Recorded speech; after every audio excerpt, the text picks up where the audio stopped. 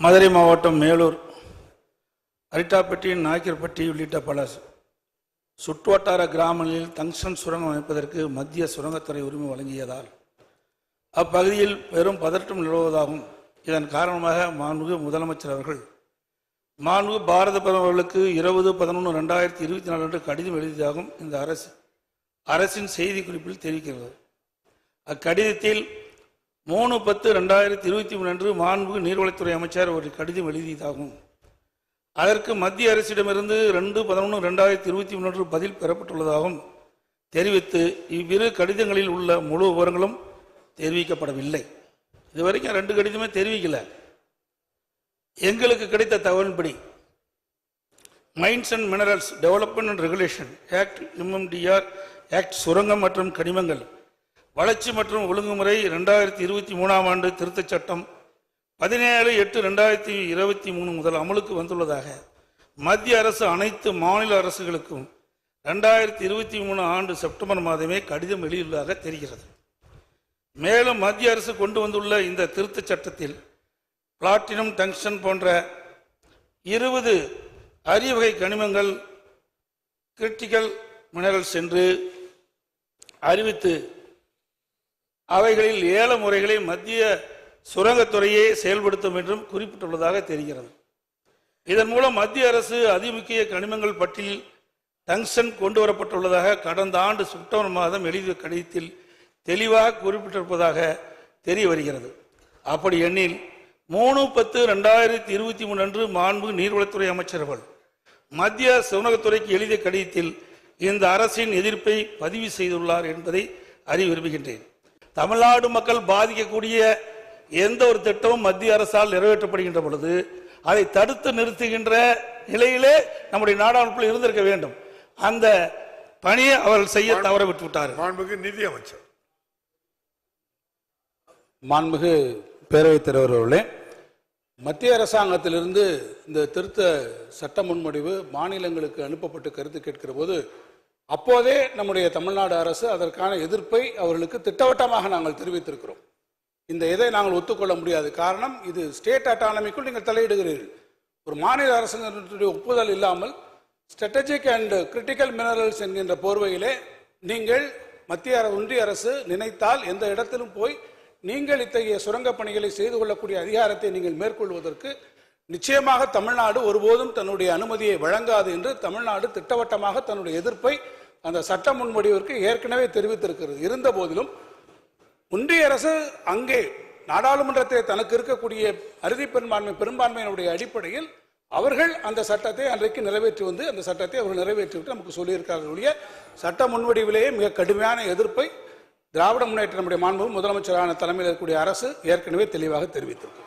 பல சட்டங்கள் விவாதம் இல்லாமலே அங்க வந்திருக்கு. இது விவாதத்துக்கு வந்தாங்கிறதே பெரிய கேள்வி. எதிர்ப்பு தெரிவிச்சு சொல்றீங்களா மாண்பு பேரவைத் தலைவர் அவர்களே?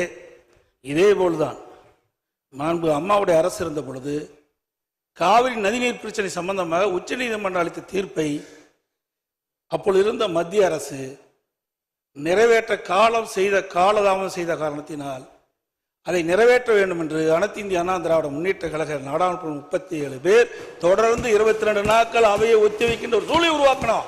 அப்படி மாநில உரிமை பறிபோகின்ற பொழுது தேர்ந்தெடுக்கப்பட்ட நாடாளுமன்ற உறுப்பினர்கள் அங்க தகுந்த அழுத்தத்தை கொடுத்திருக்கணும்.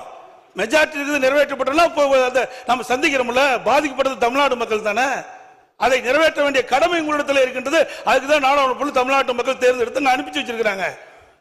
சட்டம் நிறைவேற்றப்பட்டு விட்டது. அந்த சட்டத்தின் அடிப்படையில் அவர்கள் அந்த சுரங்க ஏலத்தை நடத்துகின்றார்கள். மாண்புமிகு முதலமைச்சர் அவர்கள் 20/11/2022 பாரத பிரதமருக்கு எழுதிய கடிதத்தில் இந்துஸ்தான் ஜிங்க் லிமிடெட் நிறுவனத்திற்கு வழங்கப்பட்ட டங்ஸ்டன் சுரங்க உரிமையை உடனடியாக ரத்து செய்துவிடவும் சம்பந்தப்பட்ட மாநில அரசின் அனுமதியின்றி சுரங்க உரிமை இலக்கத்தை மேற்கொள்ளக்கூடாது என்றும் வலியுறுத்தியுள்ளதாக அரசு செய்தி வெளியீட்டில் தெரிவிக்கப்பட்டுள்ளது. மேலும் அந்த செய்தி குறிப்பிலேயே மாண்புமிகு நீர்வளத்துறை அமைச்சர்கள் கடந்த ஆண்டு அக்டோபர் 3ஆம் தேதி 3/10/2023 மத்திய அரசுக்கு கடிதம் ஒன்றை எழுதியிருந்ததாகவும் அந்த கடிதத்திற்கு உடனடியாக 2/11/2023 அன்று பதிலளித்த மத்திய சுரங்கத்துறை மாநில அரசின் கோரிக்கையை நிராகரித்ததாகவும் தெரிய வருகிறது.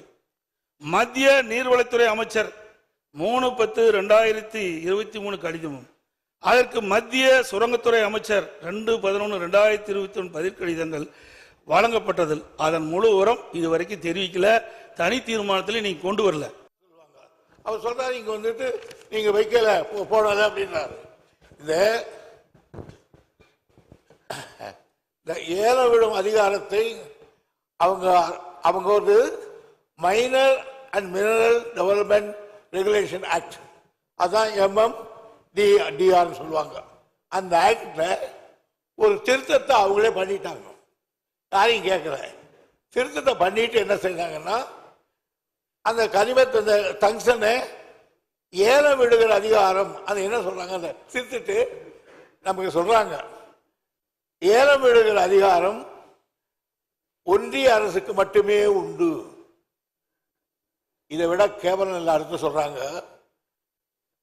ஒன்றிய அரசால் தேர்வு செய்யப்படும் ஏலதாருக்கு சுரங்க குத்தகை வழங்கும் அதிகாரம் மட்டுமே மாநிலத்துக்கு உண்டு.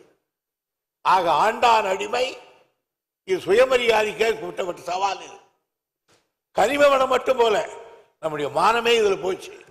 ஆக நான் ஏலம் விட்டுடுவேன். ஏலம் விட்டவனுக்கு இந்துஸ்தான் டைம்ஸ் சொல்லுவேன், அவனுக்கு நீ மரியாதையா அவனுக்கு கொடுன்னு சொன்னா, இவங்க என்ன எஜமானா மத்திய சர்க்கார் மாநில சர்க்கார் ஏவல் அவனுக்கு கை கட்டி நிக்க வேலைக்காரனா? அந்த அதிகாரத்தோடு போட்டிருக்காங்க சட்டத்தை. இந்த சட்டம் தெரிவிச்ச உடனே நான் 3/10/2003 ஒன்றிய சுரங்க அமைச்சருக்கு உடனே கடிதம் எழுதினேன். விவரமா எழுதினீங்களா கேட்கறீங்களா? விவரமாக நில உரிமைகள் மாநில அரசின் கட்டுப்பாட்டில் உள்ளதால் we are owner of this land. மேற்படி சட்ட திருத்தம் மாநில அரசின் உரிமைகளை பறிப்பது போல் ஆகிறது. இதை விட என்ன சொல்றது? எனவே முக்கியத்துவம் மற்றும் அதிமுக்கியத்துவம் வாய்ந்த கனிமங்களை கிரிட்டிக்கல் அண்ட் ஸ்ட்ராட்டஜிக் மினரல்ஸ் சுரங்க குத்தகை அனுமதி வழங்கும் அதிகாரத்தை மாநில அரசுக்கே அளிக்கப்படி கேட்டுக்கொள்கிறேன். இதுக்கு மேல என்ன சொல்றது? ஒரு மரியாதைக்காக தான் மரியாதை சொல்ல முடியும். அடுத்து நீங்க சொல்றீங்க என்ன செய்யறீங்கன்னு. இதெல்லாம் நடந்ததுக்கு அப்புறம் அவங்க திருப்பி சொன்னதுக்கு அப்புறம் அவங்க என்ன சொல்றாங்க, எங்களுக்கு தான் அதிகாரம் உண்டு, நீங்க எல்லாம் எங்களுக்கு ஒத்துழைங்க அப்படின்னு கேட்டு விட்டுட்டாங்க. உடனே அதுக்காக ஒரு இந்த இவருக்காக மற்ற புத்தகை பார்க்கறோம். நிலைமை இப்படி இருக்கும்போது சுற்றுச்சூழல் பாதுகாப்பு இயக்கம் இன்னொன்று பார்க்கணும். நாம சொல்றது தப்பா ரைட்டான்னு மினரல் எக்ஸ்ப்ளோரேஷன் கார்பரேஷன் லிமிடெட் அவங்க நம்மளை கேட்டாங்க என்ன பாதிப்புன்னு. புள்ளி விவரங்களை தெரிவிக்கும். இந்த பகுதியில் அரிட்டாப்பட்டி கிராமத்தில்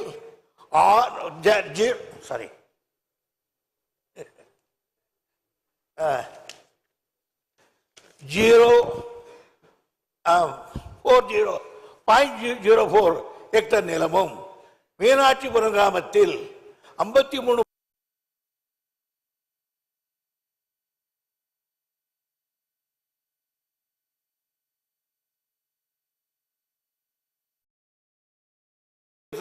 ஏலம் விட்டுட்டாங்க. விட்டுட்டு சொல்றாங்க இந்துஸ்தானின் நிறுவனத்துக்கு தகுதியான ஏலமாக கருதி இருக்கிறோம், அரசு அறிவிச்சிருச்சு. சுற்றுச்சூழல் பாதுகாப்பில் நம்ம கொடுன்னு கேட்டாங்க. அந்த நேரத்தில் தான் அந்த தமிழ்நாடு சுற்றுச்சூழல் பாதுகாப்பு இயக்க உறுப்பினரான சார் முகிலன் அவர்கள் சில நாய்க்கன்பட்டி பகுதியில் டங்ஸ்டன் தனிமை உரிமத்தை வழங்குவதை எதிர்த்து அதுக்கு மேலே கொண்டு போய் ஒரு தீர்மானத்தை அவர் கூட கொடுத்தாரு.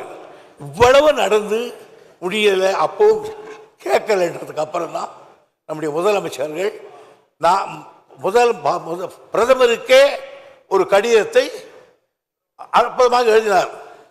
இதாவது இப்படி டங்ஸ்டன் சுரங்க திட்டத்தை கைவிடவே ஒன்றிய சுரங்க அமைச்சருக்கு அறிவுறுத்துமாறு அந்த அமைச்சருக்கு எழுதினேன். தலைவர் என்ன எழுதுகிறார், முதல்வர் எழுதுகிறார், பிரதமருக்கு எழுதுகிற கடிதத்தில் இந்த பகுதியிலே டங்ஸ்டன் சுரங்கத்தை திட்டத்தை கைவிட ஒன்றிய சுரங்க அமைச்சருக்கு அறிவுறுத்துமாறு மாண்புமிகு தமிழக முதல்வர் தனது 28/11/2004 கடிதத்தில் குறிப்பிட்டு பிரதமருக்கு கடிதம் எழுதினார். பிரதமரும் பேசாமட்டார். ஏன்?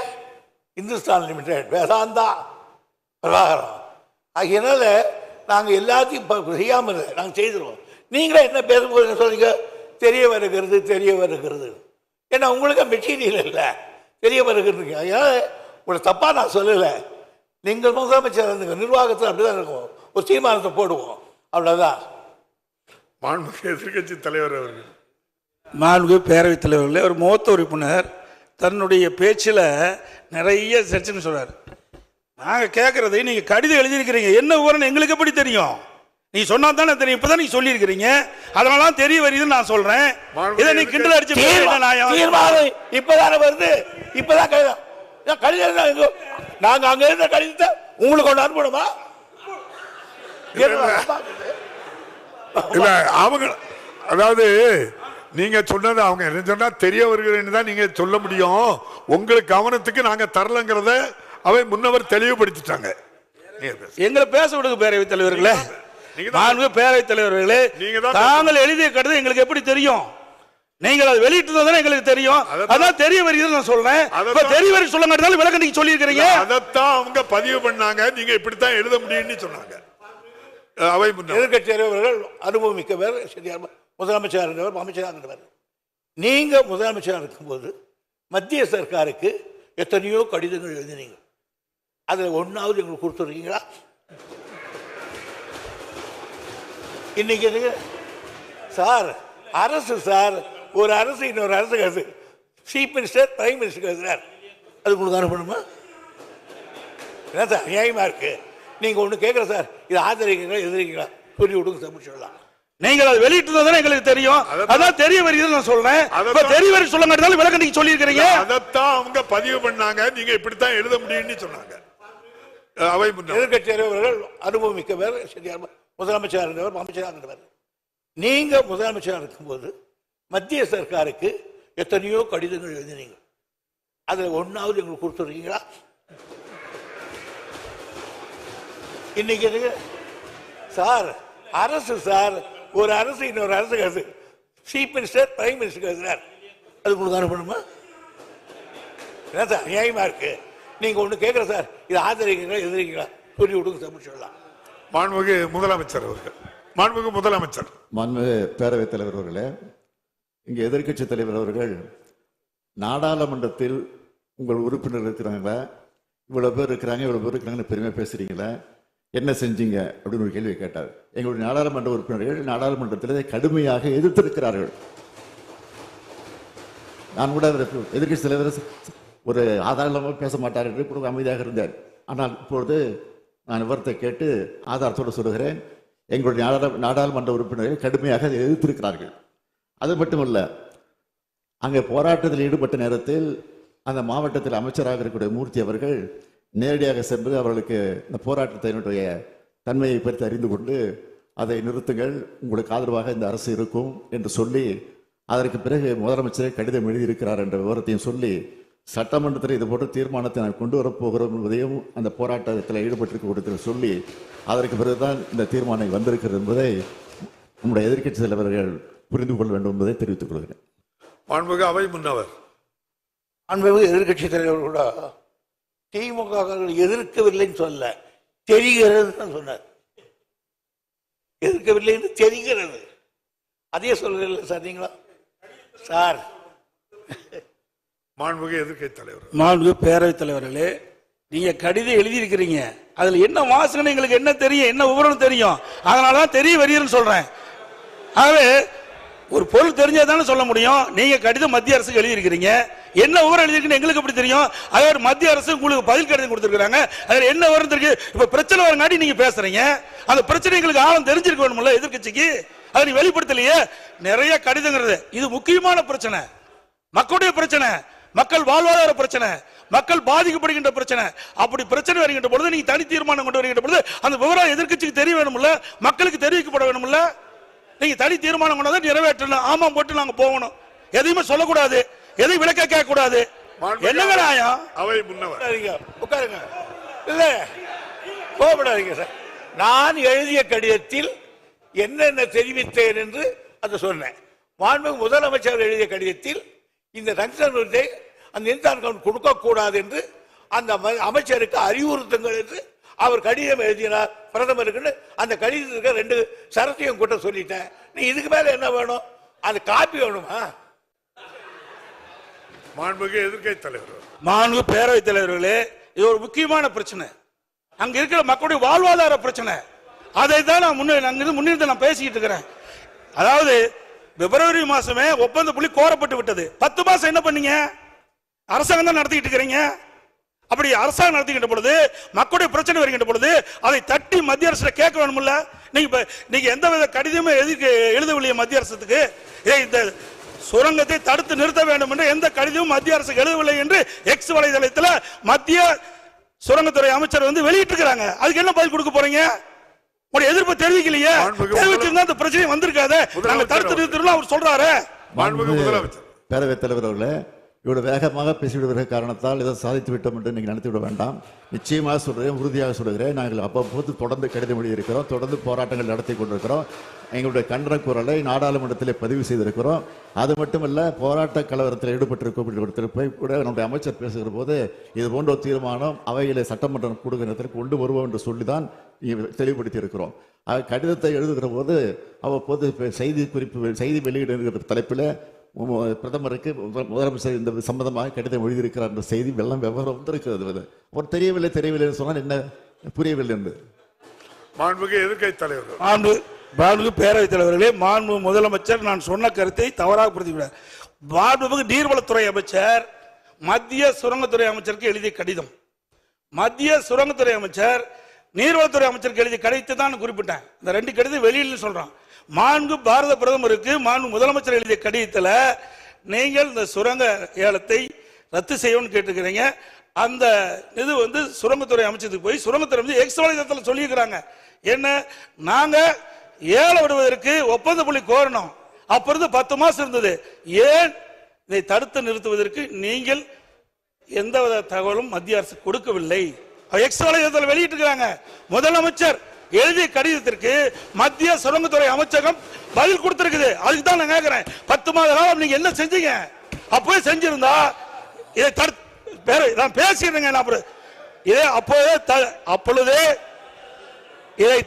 இதற்கு உரிய அப்புறம் நீங்க பதில் எழுதலன்னு கேட்டிருக்கீங்க. இதை அப்பொழுதே தடுத்து நிறுத்திருக்கலாம். அதைத்தான் நான் சொல்ல வரேன்.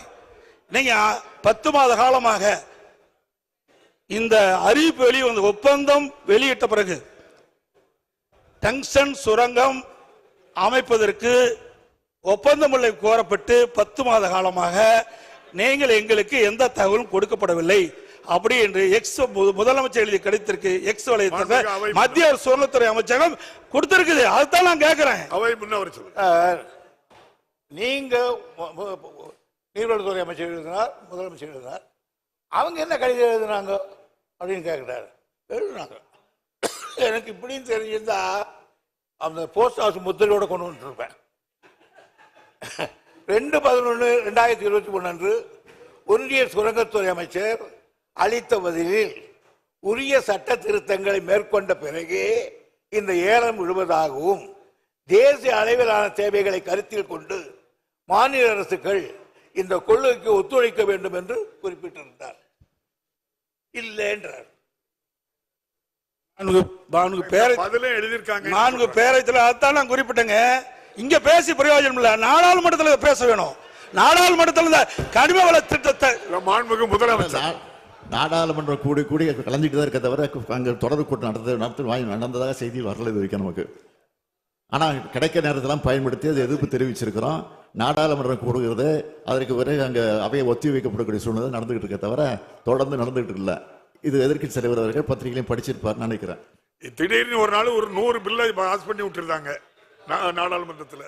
மாண்பு பேரவைத்தில் 2023ஆம் ஆண்டு நாடாளுமன்றத்திலே கனிம திருத்த சட்டத்தை கொண்டு வந்து 2023ஆம் ஆண்டு இப்ப இல்ல. மாண்புமிகு பேரவைத்தில் அப்போது எதிர்ப்பு தெரிவிச்சிருக்கிறோம். எதிர்ப்பு தெரிவிக்கல தவறான தகவலை இங்க பதிவு பண்ணிக்கிட்டீங்க. அதை நான் அதுக்கு தெளிவுபடுத்திட்டேன். எதிர்ப்பு தெரிவிச்சிருக்கோம், திமுக சார்பில் அங்கே எதிர்ப்பு தெரிவிச்சிருக்கிறோம். சரி. மாண்பு பேரவைத் தலைவர்களே, மாநிலத்தினுடைய உரிமை பறிபோகின்ற பொழுது அதற்கு ஏற்றவாறு நாடாளுமன்றத்திலே நம்ம நாடாளுமன்றம் அழுத்தம் கொடுத்திருக்கணும். அவை ஒத்துழைக்கின்ற அளவிற்கு அழுத்தம் கொடுத்தா தான் அது நடக்கும். சட்டம் நிறைவேறியாச்சு. இப்ப சட்டம் நிறைவேறின பிறகு நீங்க தீர்மானம் கொண்டு வந்து என்ன செய்ய போறீங்க சொல்லுங்க. தீர்மானத்தை ஒரு முறை நிறைவேற்றுவோம்.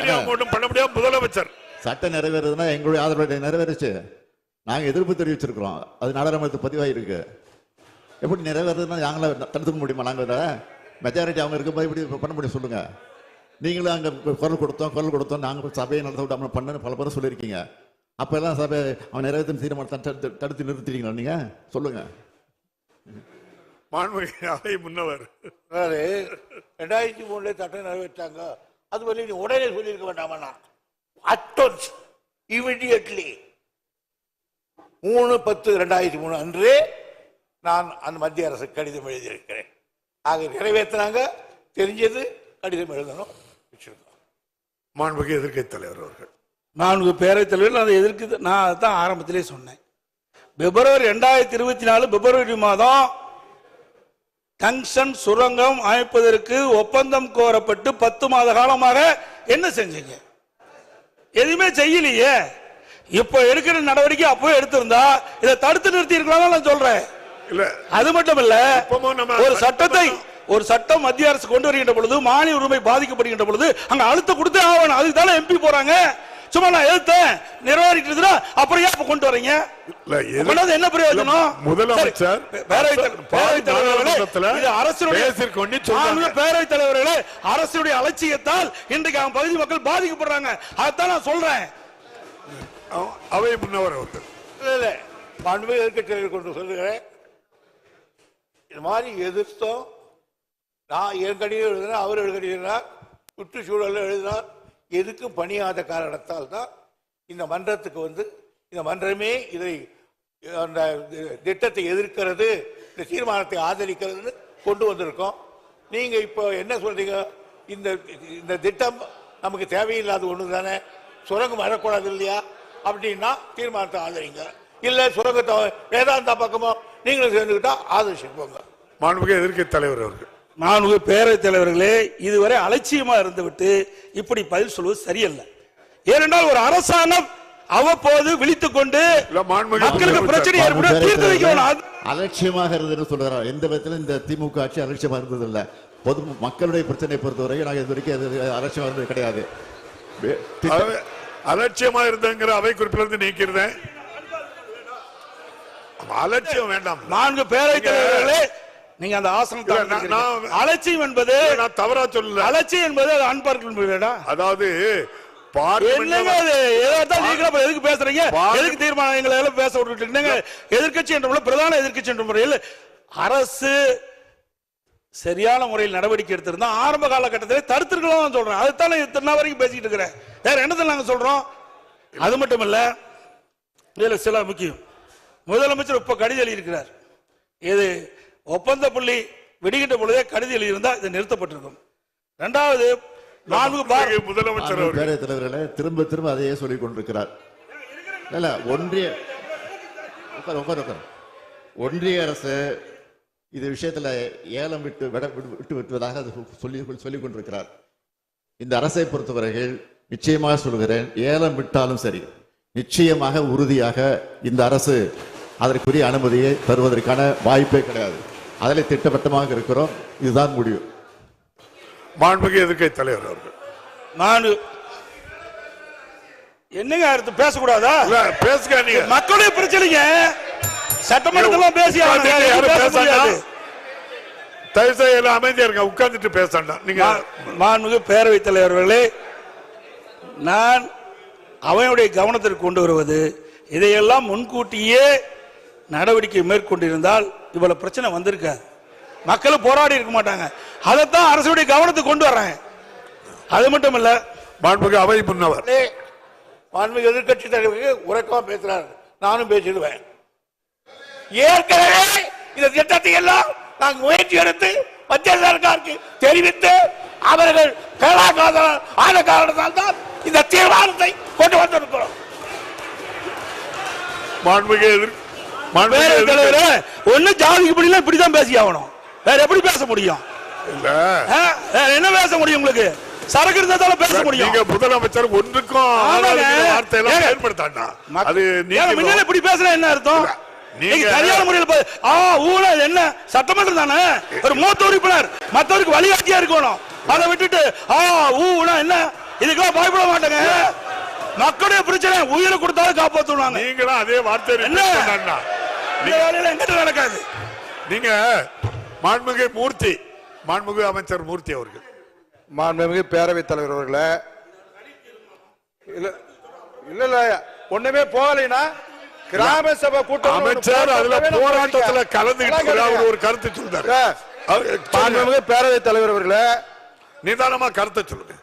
அரட்டாப்பட்டியில கிராம சபை கூட்டம் கூட்டும் போது நேரடியாக நானே சென்று இந்த ஒன்றிய அரசு ஏலம் விடுவதாக இருந்தாலும் ஒருபோதும் தமிழக அரசு அனுமதிக்காது. இதை ஒருபோதும் அனுமதிக்காதுன்னா அந்த சட்டமன்ற உறுப்பினர் என் கூட வந்திருந்தாரு, 2 ஒன்றிய சேர்மன் வந்திருந்தாரு. அந்த தீர்மான கிராம சபை கூட்டத்தில் அந்த தீர்மானம் நிறைவேற்றும் போது நானும் இருந்தோம். 4 நாள் கழிச்சு அந்த பகுதியில் இருக்கக்கூடிய விவசாய சங்கம், வணிகர் சங்கம் எல்லாரும் சேர்ந்து மேலூர் ஒரு மிகப்பெரிய ஆர்ப்பாட்டம். நீங்க எல்லாம் ஏடிஎம்கே நீங்க எல்லாம் சேர்ந்து ஒத்த கருத்து தானே? ஆமா, ஒத்த கருத்து தான். இல்ல அப்போது வரும்போது மேலூர்ல ஒரு 5000-6000 பேர் ஆர்ப்பாட்டம் நடக்கிற போது, பல கிராமங்கள் இருக்கும்போது அந்த ஆர்ப்பாட்டத்தில் நான் கலந்துகிட்டேன். அவர் சட்டமன்ற உறுப்பினரும் கலந்துகிட்டாரு. எல்லாரும் கலந்துகிட்ட போது மாண்புமிகு முதலமைச்சர் அவர்கள் பிரதமருக்கு கடிதம் எழுதியிருக்கிறார், நிச்சயமாக இது வராது அப்படின்னு. வராதுகின்ற போது அந்த ஒட்டுமொத்த மக்களும் நீங்கள் அப்போது சட்டமன்ற உறுப்பினர் நீங்க சட்டமன்றத்தில் நம்ம பெரிய பிள்ளை அவர்கள் எங்களுடைய எதிர்கட்சி தலைவர் சட்டமன்றத்தில் தீர்மானம் கொண்டு வருவார்னு சொன்னார். உடனே நான் அந்த மைக்கை வாங்கி சட்டமன்ற உறுப்பினர் எதிர்கட்சி தலைவர் மட்டுமல்ல, எங்களுடைய முதலமைச்சர் ஒட்டுமொத்தமாக அனைத்து தரப்பு மக்களுடைய சார்பாக, அனைத்து கட்சி சார்பாக அந்த தீர்மானத்தை அங்கே நிறைவேற்றுவார்னா அந்த கூட்டத்தில் கொண்டு வந்தேன். அதைத்தான் அந்த மக்கள் பூரா நீங்க சட்டமன்றத்தில் தீர்மானம் கொண்டு வரோம்னாங்க. அப்படி தீர்மானம் கொண்டு வருவோம்னா எங்க முதலமைச்சர்கிட்ட சொல்லுவேன்னு சொன்னேன். உடனே கொண்டு வந்தாங்க. மக்கள் அதைத்தான் விரும்பினாங்க. மக்கள் ஒருபோதும் அங்க நாங்க ஒருபடி மண்ணை கூட அள்ள மாட்டோம்னு சொல்லி அங்க சொல்லிட்டு வந்தோம். அதே இதைத்தான் நாடாளுமன்றத்தில் மதுரையினுடைய நாடாளுமன்ற உறுப்பினர் தனி தீர்மானம் கொண்டு வந்து அங்க தனியா ஒரு கோரிக்கை கொண்டு வந்து அதையும் நாடாளுமன்றத்தில் பேசியிருக்காருன்றது வந்திருக்கு. எனவே அங்க மக்கள் எந்த பிரச்சனையும் இல்லைங்க, முதல்ல இருந்துச்சு. நாங்க தமிழ்நாடு சர்க்கார் உங்களுக்கு பாதுகாப்பா இருப்போம் உத்தரவாதத்தை தந்ததற்கு பின்னால் எங்கேயும் போராட்டம் இல்லை. அதை காப்பாற்றக்கூடிய அரசாக நம்முடைய முதலமைச்சர் இருக்கிறார். உங்களுக்கு என்றைக்கும் பாதுகாப்பு, கோயில்களையும் சரி விவசாயிகளையும் சரி அங்க இருக்கக்கூடிய மக்களையும் பாதுகாக்கக்கூடிய முதலமைச்சர் இருக்கிறார் என்ற உத்தரவாதத்தை தந்து வந்திருக்கிறோம். கருத்து நிறுத்தி இருக்கிறோம். எல்லாமே இப்ப நீங்க சொல்ல வேண்டிய கருத்துக்கள் எல்லாம் பதிவு பண்ணிட்டீங்க. மாண்பு பேரவைத் தலைவர்களை இது ஆரம்ப காலகட்டத்திலேயே நடவடிக்கை எடுத்தலாம், தடுத்து நிறுத்திருக்கிறதா தான் சொல்றேன். என்ன கத்துறீங்க? பேரவைத் தலைவர்களே, மறுபடியும் ஆரம்ப காலகட்டத்திலிருந்து ஆரம்பத்துக்கு போயிட்டார். இப்போ நான் திரும்ப ஒன்று தெளிவாக சொல்கிறேன். நான் முதலமைச்சராக இருக்கிற வரையில் நிச்சயமாக ஒன்றிய அரசு இந்த திட்டத்தை கொண்டு வர முடியாது. அது வந்தால் அதை தடுத்தே தீர்வோம். அதான் திரும்ப சொல்றேன். நான் தமிழ்நாட்டினுடைய முதலமைச்சராக இருக்கிற வரையிலே இது நிச்சயமாக நாங்கள் அனுமதிக்க மாட்டோம். நன்றி. மாண்புமிகு எதிர்க்கட்சி தலைவர், மாண்பு பேரவைத் தலைவரை எதிர்க்கட்சி என்ற முறையில் எங்களுடைய மக்களுடைய பிரச்சனையை அரசுடைய கவனத்திற்கு கொண்டு வருவது எங்களுடைய கடமை. அந்த அடிப்படையில் தான் சொல்றேன். நீங்க அலட்சியமா இருந்த காரணத்தினால்தான் இவ்வளவு பிரச்சனை ஏற்பட்டிருக்குது. நீங்க முன்கூட்டியே சரியான முறையில் நடவடிக்கை எடுக்கப்பட்டிருந்தா அப்பொழுது இவ்வளவு பிரச்சனை வந்திருக்காதுதான் சொல்றேன். ஒண்ணு என்ன, எந்த இடத்துல கூட ஆளுங்கட்சி அதுக்கு சாதகமான ஒரு வார்த்தைய எழுதல, பேசல, அலட்சியமும் இல்ல. பார்லிமெண்ட்லயும் பேசிருக்காங்க. நீங்க என்ன நிறைய பேரவைத் தலைவரை நீங்க பதில் சொல்லிட்டீங்க. எல்லாம் மந்திரி சொல்ற பதில் நீங்களே சொல்லிட்டீங்க. பேசுறதையும் நான் சொல்லியிருக்கேன். அப்புறம் பிப்ரவரியிலும் தெளிவா பதிவு பண்ணிருக்கீங்க.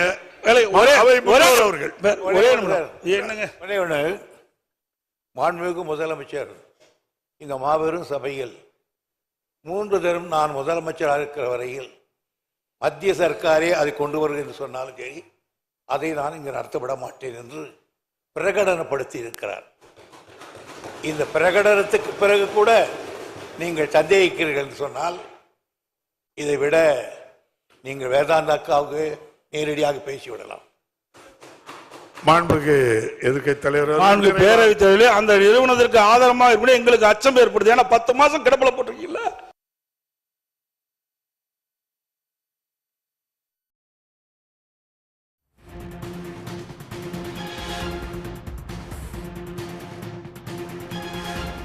நாடாளுமன்றத்தில் திமுக அதிமுக இடையே காரசார விவாதம் நடைபெற்று வருகிறது. டங்ஸ்டன் சுரங்கத்திற்கு எதிராக தனி தீர்மானம் கொண்டு வந்துள்ள நிலையில் இது தொடர்பான விவாதம் தற்போது நடைபெற்று வருகிறது. டங்ஸ்டன் சுரங்க திட்டத்தை தடுத்தே தீருவோம் என்று முதலமைச்சர் மு.க.ஸ்டாலின் திட்டவட்டமாக சட்டப்பேரவையில் தெரிவித்துள்ளார். உடனுக்குடன் செய்திகளை தெரிந்து கொள்ள சன் நியூஸ் பெல் ஐகானை கிளிக் பண்ணுங்க.